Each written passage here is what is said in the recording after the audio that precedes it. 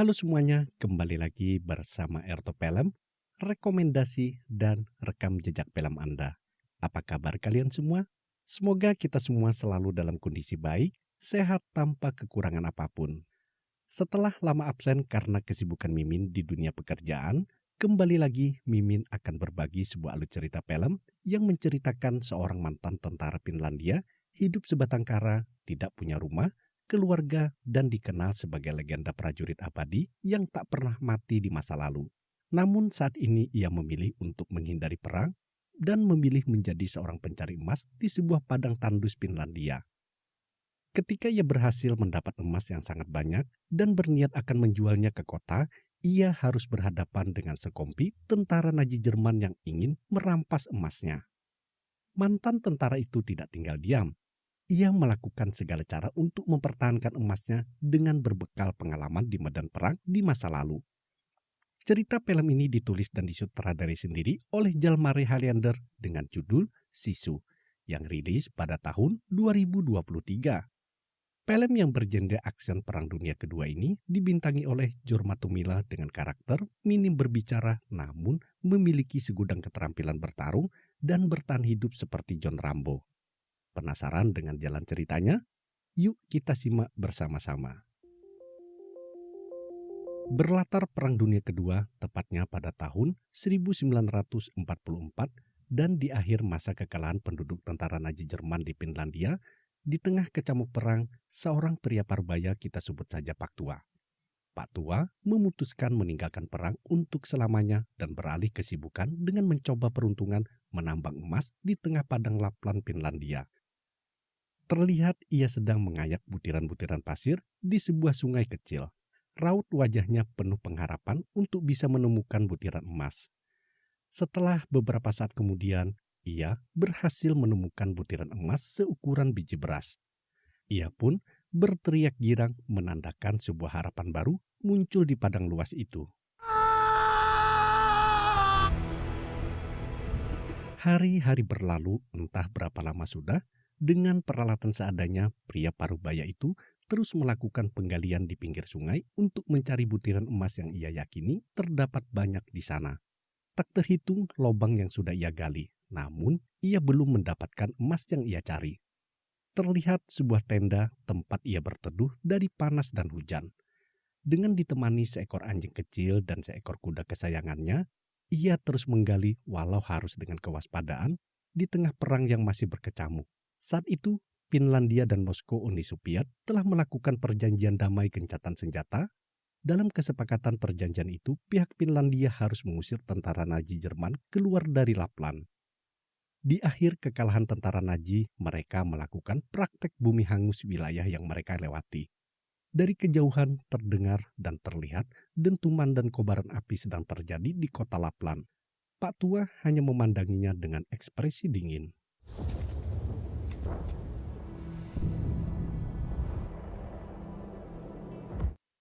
Pada suatu hari di tengah penggaliannya, di sebuah lubang, Pak Tua terkejut setelah sekop yang ia gunakan menggali menyingkap sebuah temuan yang membuat Pak Tua terkejut seolah tak percaya sekaligus bahagia. Semua rasa bercampur aduk yang dirasakan oleh Pak Tua yang telah berhasil menemukan bongkahan-bongkahan emas yang ia cari dalam jumlah yang sangat banyak.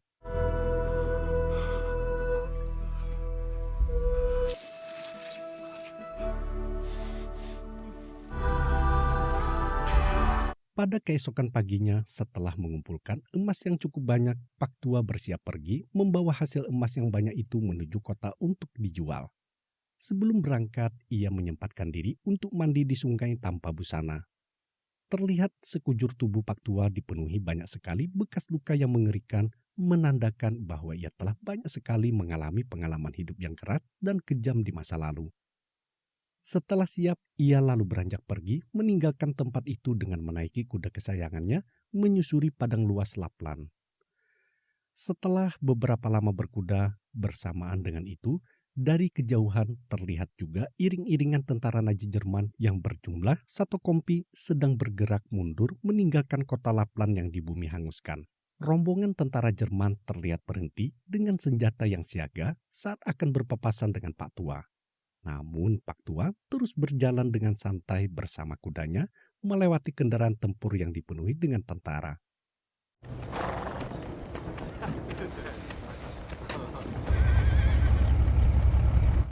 Saat Pak Tua melewati sebuah tank yang ditumpangi oleh komandan Jerman, sang komandan hanya memandangi Pak Tua dengan tatapan dingin.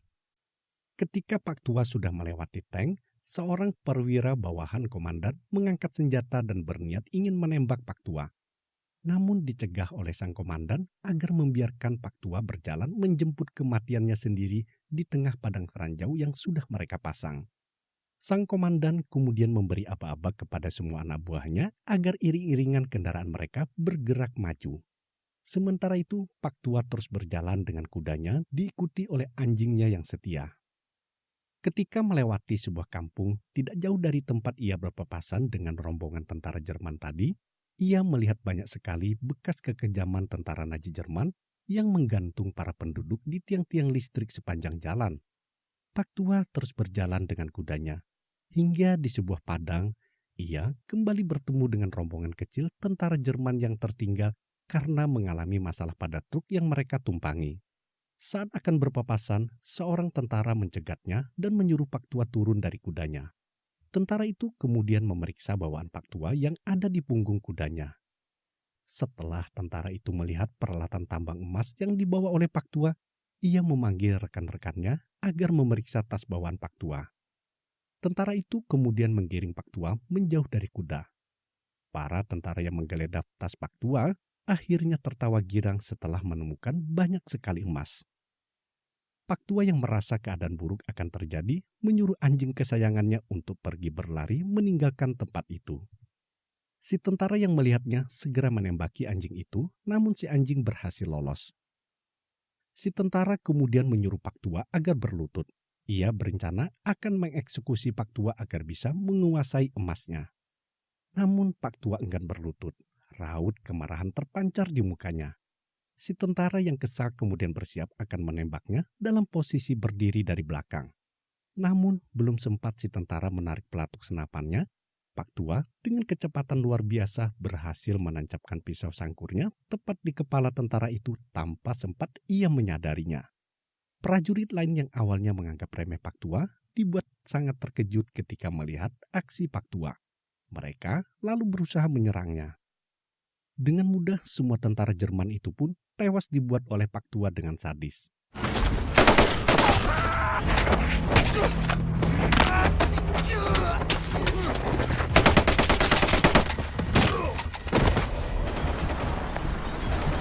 Sementara itu, dari kejauhan rombongan tentara Jerman yang berada di depan segera berbalik haluan setelah mendengar banyak sekali riuh tembakan suara senapan. Namun sesampainya di sana, mereka menemukan semua prajurit tergeletak bersimpah darah. Sang komandan kemudian turun dari tank dan mendekati seorang prajurit yang sekarat. Ia menemukan sebongkah emas di genggaman prajurit. Para tentara Jerman pun segera mengejar Pak Tua dan menemukannya sedang berkuda. Tank tentara Jerman segera menghujani Pak Tua dengan tembakan artileri maupun senapan mesin. Pak Tua yang mendapat serangan segera melarikan kudanya untuk kabur menjauhi jangkauan tembakan tentara Jerman. Pak Tua awalnya berhasil lolos dari jangkauan tembakan, namun tiba-tiba kudanya menginjak sebuah ranjau. Seketika ranjau itu pun meledak.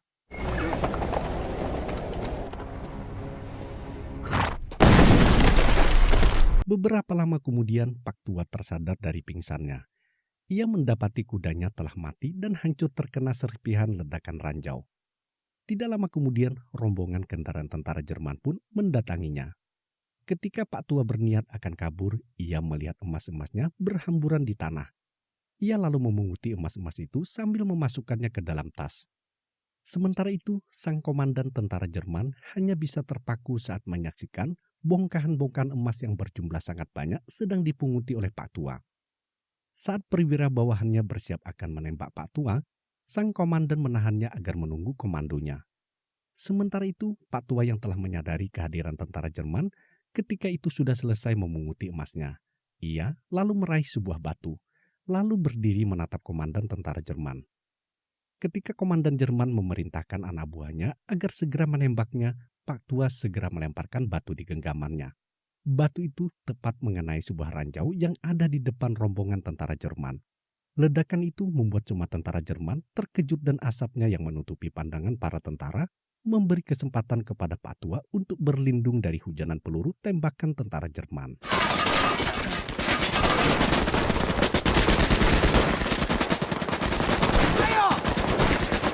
Setelah beberapa saat menghujani Pak Tua dengan tembakan di tengah kabut asap yang pekat, sang komandan yang mengira Pak Tua tidak akan mungkin bisa lolos dari serangan kemudian memerintahkan anak buahnya untuk berhenti melakukan tembakan. Sang komandan kemudian memerintahkan seorang prajurit untuk memastikan kematian Pak Tua. Namun baru beberapa langkah berjalan, prajurit yang ketakutan itu pun tewas hancur berkeping-keping setelah tubuhnya mengenai sebuah ranjau yang dilempar oleh Pak Tua. Komandan tentara Jerman kemudian memerintahkan dua anak buahnya yang lain untuk menyisir kedua sisi jalan guna melacak keberadaan Pak Tua. Namun lagi-lagi kedua prajuritnya mati seketika setelah menginjak ranjau yang mereka pasang sendiri. Tak ingin kehilangan lebih banyak prajuritnya lagi, sang komandan kemudian memerintahkan prajuritnya membawa dua sandera wanita yang mereka bawa untuk dijadikan tameng menyusuri jalan yang penuh dengan ranjau. Sementara itu, sang komandan mendatangi bekas ledakan ranjau yang menimpa kuda Pak Tua. Ia menemukan sebuah kalung tentara.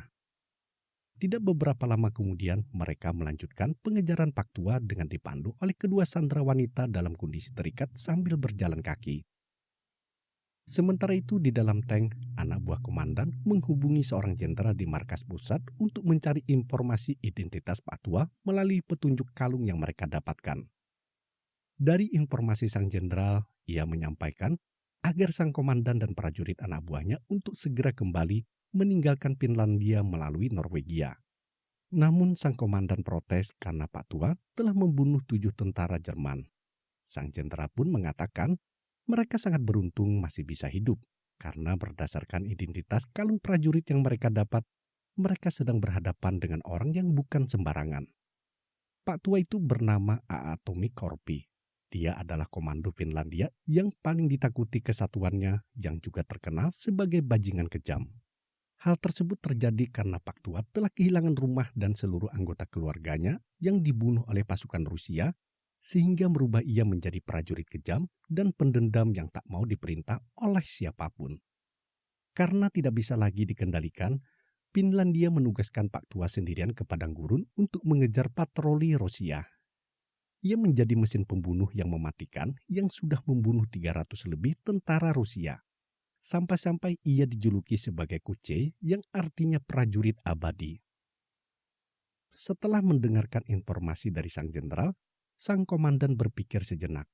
Ia lalu memutuskan akan tetap melakukan pengejaran Pak Tua. Satu-satunya harapan mereka saat ini adalah emas yang dimiliki oleh Pak Tua. Karena saat ini perang telah usai, Jerman telah kalah. Ketika nanti mereka kembali ke kesatuan Jerman, mereka semua pasti akan dieksekusi mati karena kekalahan mereka di medan perang. Sang komandan berencana mereka akan merampas emas itu dan membawanya kabur. Sementara itu, Pak Tua alias Aatomi Korpi, kita sebut saja Korpi, yang berhasil lolos kini sedang berjalan kaki sendirian. Ia bertemu sebuah rongsokan mobil yang bekas terkena bom. Ia lalu memutuskan untuk beristirahat di samping mobil karena sudah terlalu lelah. Beberapa lama kemudian Korpi terbangun setelah mendengar iring-iringan mobil tentara Jerman serta suara gonggongan anjing pelacak. Ia kemudian bersembunyi di bawah bangkai mobil sambil menunggu kesempatan untuk melarikan diri. Namun saat melihat anjing pelacak, ia segera memutuskan untuk masuk ke bawah kolong truk yang sedang berjalan sambil bergelantungan tanpa diketahui oleh tentara Jerman. Untuk menyamarkan tubuhnya agar tidak terlacak oleh anjing pelacak, Korpi kemudian membocorkan tangki bensin truk tempat ia bergelantungan agar tubuhnya terkena bensin. Sementara itu, tentara Jerman di belakang yang sedang berjalan bersama anjing pelacak tiba-tiba mendapati anjingnya mencium bau bensin yang bocor yang membuat anjing mereka kehilangan jejak Korpi. Ia pun berteriak ke depan memberitahukan. Saat truk itu berhenti, Korpi segera bergegas berlari meninggalkan tempat itu. Namun sayang tentara Jerman memergokinya. Sebuah peluru akhirnya bersarang di kakinya. Komandan tentara Jerman kemudian memerintahkan agar anak buahnya melepaskan anjing pelacak untuk mengejar Korpi. Sementara itu Korpi yang mulai tertatih berhenti sejenak sambil menatap nanar pada dua anjing yang sedang mengejarnya. Ia lalu mengeluarkan pentol korek api lalu membakar dirinya sendiri yang saat itu berlumuran bensin. Setelah api menyala, Korpi segera berlari menuju sebuah dermaga yang ada di pinggir danau. Ia berhasil melompat ke dalam air untuk bersembunyi.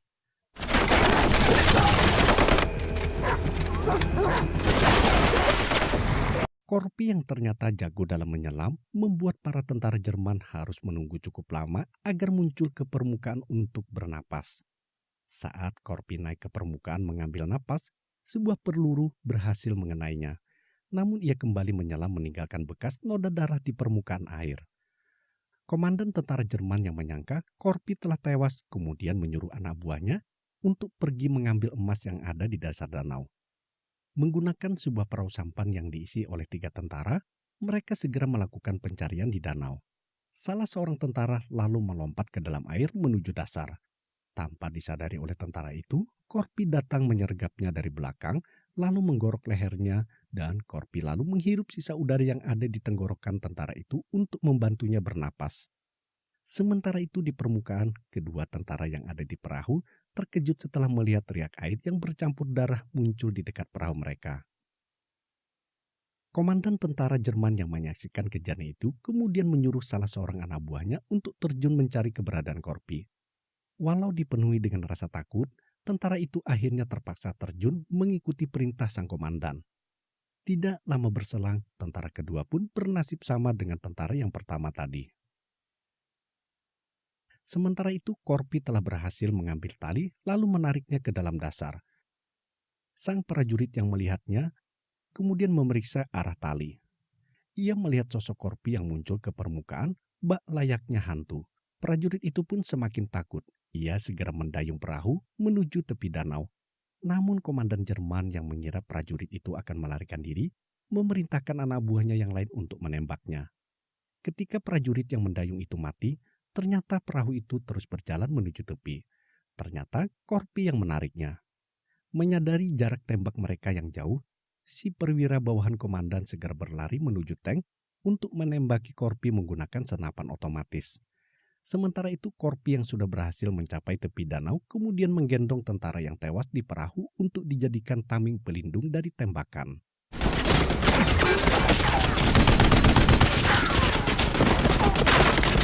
Lagi-lagi Korpi berhasil meloloskan diri. Hal ini membuat sang komandan tentara Jerman sangat kesal sambil memandangi kepergian Korpi di seberang. Saat itulah anjing milik Korpi datang sambil menggonggong mencari keberadaan majikannya. Sang komandan seperti mendapat sebuah ide cemerlang untuk menggunakan anjing itu sebagai pemandu jalan dalam pengejaran mencari Korpi. Kita kembali ke Korpi. Saat itu Korpi berhasil sampai di kota Lapland. Namun alangkah terkejutnya setelah ia mendapati kota Lapland setelah hancur rata yang hanya menyisakan puing-puing yang masih terbakar. Korpi yang merasa telah lelah kemudian memutuskan untuk beristirahat di sebuah puing bangunan bekas pom bensin yang sudah terbakar. Namun belum lama ia terlelap dalam tidurnya, ia terbangun oleh suara berisik anjingnya yang mencarinya. Korpi bergegas keluar mencari keberadaan si anjing. Tidak lama berselang, anjing kesayangannya pun datang sambil berlari menghampirinya. Korpi yang sangat senang terlambat menyadari kalau sebenarnya di tubuh anjing itu sudah dipasangi dinamit. Sehingga ketika ia berhasil melepas dinamit di tubuh anjingnya, dinamit itu keburu meledak ketika sebelum sempat terlempar jauh. Korpi akhirnya berhasil disergap oleh komandan tentara Jerman. Komandan Jerman kemudian memerintahkan anak buahnya untuk menggantungnya di sebuah tiang papan reklame menggunakan seutas tali. Korpi yang sudah tidak berdaya akhirnya berhasil digantung. Setelah memastikan Korpi telah mati karena sudah tidak bergerak lagi di tiang gantungan, seorang prajurit berwajah Asia melepas topinya sebagai tanda penghormatan terakhir atas ketangguhan Korpi yang diikuti oleh komandan dan perwira bawahannya. Komandan Jerman kemudian mendekati jasad Korpi, lalu menaruh sebongkah emas di kantung celana Korpi sebagai penghargaan atas jerih payahnya mencari emas yang mereka rampas. Komandan dan anak buahnya pun bergegas dengan riang meninggalkan tempat itu. Setelah beberapa saat kemudian, tanpa mereka ketahui, Korpi ternyata masih hidup. Ia hanya berpura-pura mati. Ia kemudian berusaha mengayunkan badannya ke tiang untuk mencari pijakan pada sebuah baut. Namun ia tidak mampu menyeimbangkan tubuhnya. Korpi kemudian terus mengayunkan badannya hingga ia berhasil menancapkan luka bekas tembak di kakinya pada sebatang potongan puing besi di tiang. Walau didera rasa sakit yang luar biasa, tubuhnya berhasil bertumpu di tiang itu.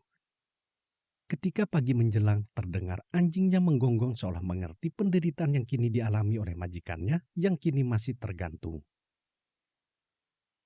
Tidak lama kemudian, dari kejauhan terdengar suara pesawat kecil yang akan mendarat di dekat Korpi tergantung. Hembusan angin kencang yang berasal dari pesawat itu membuat beberapa baut penyangga papan reklame terlepas. Sehingga penyangga papan reklame itu menjadi miring mengikuti berat badan Korpi yang tergantung. Tali yang tergantung itu pun sedikit demi sedikit ikut melorot dan menyisakan sedikit lagi untuk terjatuh. Sementara itu, dua tentara Jerman yang menumpangi pesawat kecil itu telah turun dari pesawat dan mendatangi puing-puing pom bensin untuk mencari bahan bakar pesawat mereka. Bersamaan dengan itu, tali yang menggantung Korpi terlepas dari penyangga papan reklame sehingga membuat tubuhnya terjatuh ke tanah. Salah seorang tentara yang melihatnya mendekati tubuh Korpi yang tergeletak di tanah.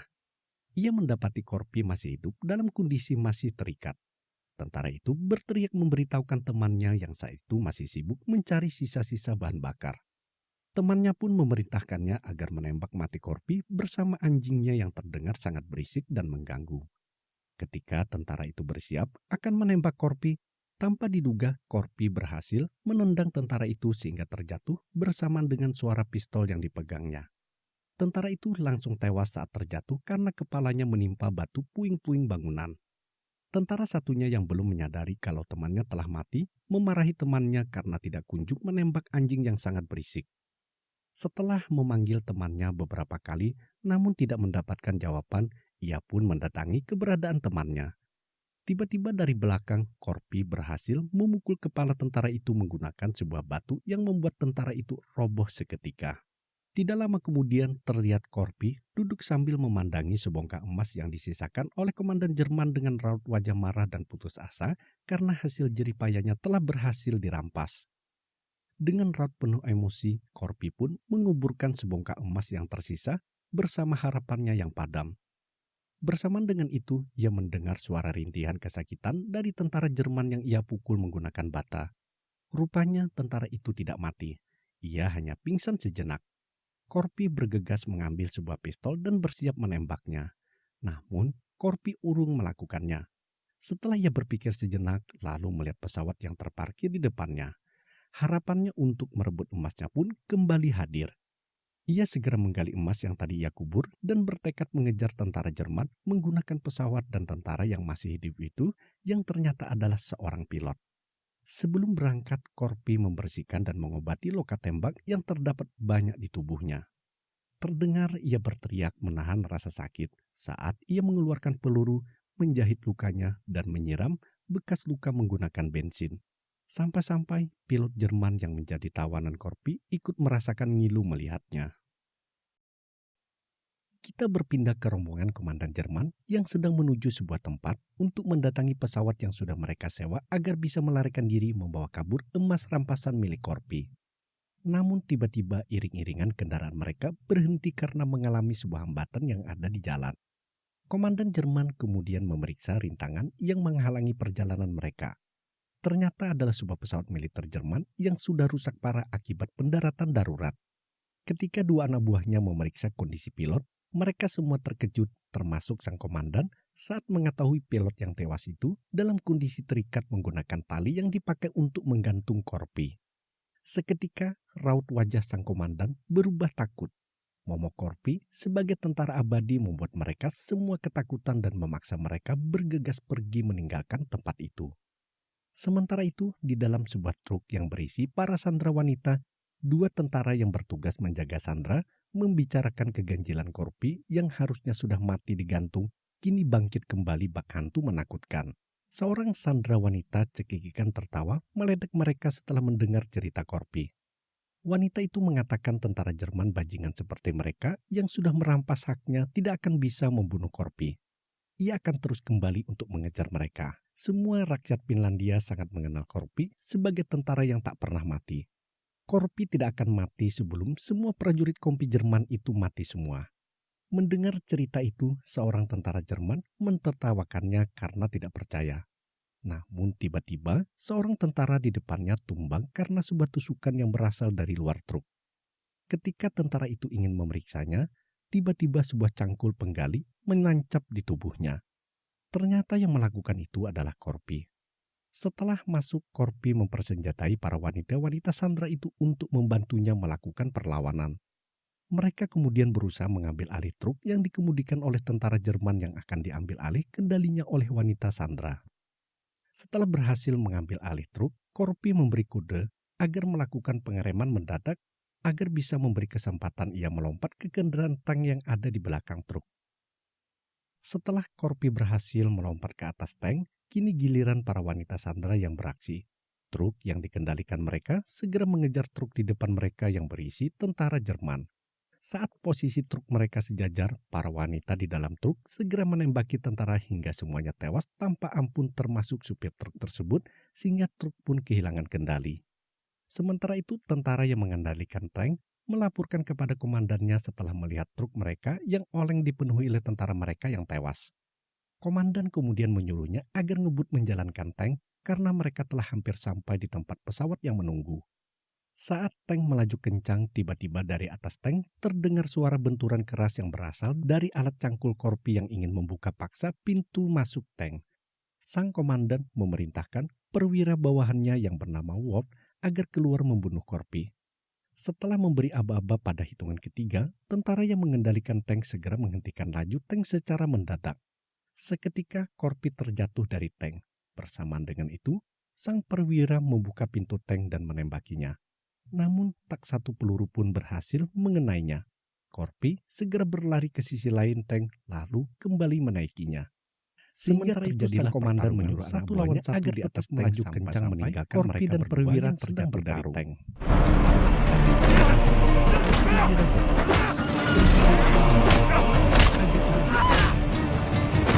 Bersamaan muncul becak motor yang ditumpangi oleh dua tentara Jerman dengan persenjataan lengkap. Namun bukannya menembak Korpi, kedua tentara yang ketakutan saat bertemu Korpi yang terkenal sebagai Kuce atau tentara abadi malah meletakkan senjata dan melarikan diri setelah mendapatkan acungan ancaman Korpi menggunakan cangkulnya. Korpi kemudian melepaskan perwira lalu bergegas menaiki becak motor milik tentara Jerman untuk mengejar komandan Jerman yang sudah pergi jauh melarikan diri menggunakan tank. Sang perwira awalnya bernapas lega setelah berhasil melewati ancaman maut yang hampir saja merenggutnya. Namun ketenangan itu hanya bertahan sesaat. Ia dikejutkan oleh kehadiran para wanita Sandra yang dulu sering ia lecehkan. Kini terlihat sangar dan menakutkan dengan senjata api yang lengkap. Sementara itu, tank komandan Jerman akhirnya berhasil sampai di tempat pesawat sewaan menunggu. Terlihat keserakahan komandan Jerman saat bertemu pilot. Ia dengan sengaja menembak mati anak buahnya yang bertugas menjalankan tank karena tidak mau berbagi hasil emas rampasan. Saat pesawat sedang bersiap untuk terbang menggunakan landasan pacu jalan, dari kejauhan muncul becak motor yang dikendarai oleh Korpi. Sama-sama dalam kondisi saling melaju berhadapan, Korpi menembaki bagian depan pesawat. Korpi kemudian membuang senjatanya, lalu dengan berteriak kencang melompat ke bagian bawah pesawat sambil menancapkan cangkulnya. Ia berhasil bergelantungan di pesawat, namun karena cangkulnya menangkap di bagian pas. Beruntung ia berhasil menyangkutkan ujung cangkulnya di bagian roda belakang. Sementara itu di bagian kokpit pesawat, komandan dan pilot yang terluka terkejut setelah mendengar suara berisik yang disebabkan oleh benturan cangkul Korpi di roda belakang pesawat. Mereka yang belum menyadari kalau Korpi ada di pesawat itu mengira suara itu hanyalah suara berisik biasa yang disebabkan oleh suara pesawat yang sudah tua. Mereka baru menyadari setelah mendengar suara berisik kedua yang berasal dari cangkul Korpi yang berusaha memaksa masuk ke dalam pesawat. Komandan yang mendengarnya segera berinisiatif memeriksa ke belakang pesawat sambil membawa senapan mesin otomatis. Namun saat komandan sampai di belakang, Korpi telah berhasil masuk lalu segera menyerang komandan.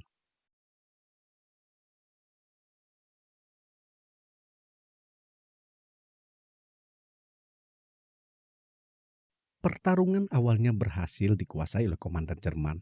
Namun di saat Korpi sudah mulai kepayahan, Korpi berhasil mengamankan ujung tali menggunakan komandan Jerman untuk pemukiman pada sebuah bom besar yang mana tali itu terikat kuat di tangan komandan Jerman. Korpi berhasil menarik tuas bom dan secara otomatis bom itu pun terjatuh yang diikuti oleh komandan Jerman yang juga terjatuh karena diseret oleh bom yang sangat berat.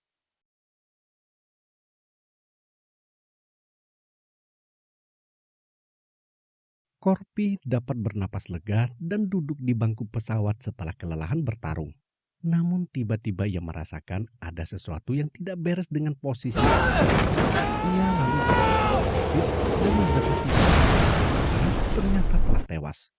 Sekarang posisi pesawat menukik tajam ke bawah dengan kedua mesin mati total karena terbakar, kini sedang meluncur tanpa ada yang mengendalikan. Korpi segera mengambil tas miliknya yang berisi emas lalu menuju ke bagian belakang pesawat. Ia mengikat tubuhnya di bagian belakang pesawat sambil memeluk tasnya. Tidak lama berselang, pesawat pun sampai ke permukaan dengan benturan keras yang menimbulkan ledakan. Seketika keadaan menjadi hening dan hanya menyisakan asap bekas ledakan dan benturan setelah pesawat terjatuh ke dalam rawa berlumpur yang juga bersalju. Kejadian ini membuat pesawat seperti hilang bak ditelan bumi. Sementara itu di sebuah pos penjagaan tentara Finlandia, para tentara di sana terkejut setelah mendapati sebuah tank militer milik Jerman yang berani memasuki wilayah mereka. Namun saat tank itu berhenti, tentara yang bersiap siaga semakin terkejut setelah melihat tank yang datang dikuasai oleh para wanita. Kembali kepada lumpur tempat pesawat Korpi terjatuh. Sungguh ajaib. Ternyata Korpi berhasil selamat dan kini sedang berusaha naik ke permukaan rawa berlumpur sambil membawa tasnya yang masih berisi emas. Sekali lagi Dewi Keberuntungan berpihak kepadanya. Hal ini sekaligus membuktikan bahwa sebutan ia sebagai prajurit abadi memang benar adanya. Korpi lalu berjalan pergi meninggalkan tempat itu lalu menuju bank sentra Finlandia menggunakan becak motor. Ketika ia sampai di bank tersebut, orang-orang yang sudah mengenalnya sebagai legenda terkejut dan terheran-heran melihat ia yang dipenuhi dengan lumpur sambil menggendong tas memasuki bank tersebut. Kini ia sedang menuju kasir dengan cangkul legenda. Setelah sampai di depan meja kasir, ia menumpahkan semua emas-emasnya di depan seorang wanita yang bertugas sebagai kasir dan terlihat gugup dan ketakutan. Korpi lalu berkata, "Tolong bayar dengan uang yang banyak. Ini tidak akan berat dibawa." Sang kasir pun mengangguk setelah mendengar perkataan Korpi.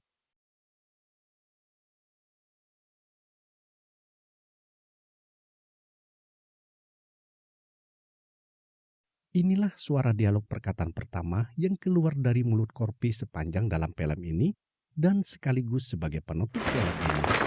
Dan Mimin pun selesai dalam bercerita. Berjumpa lagi dengan Se ei film ole Mimin sitten niin perkele selanjutnya. raskas kantaa. Sampai jumpa.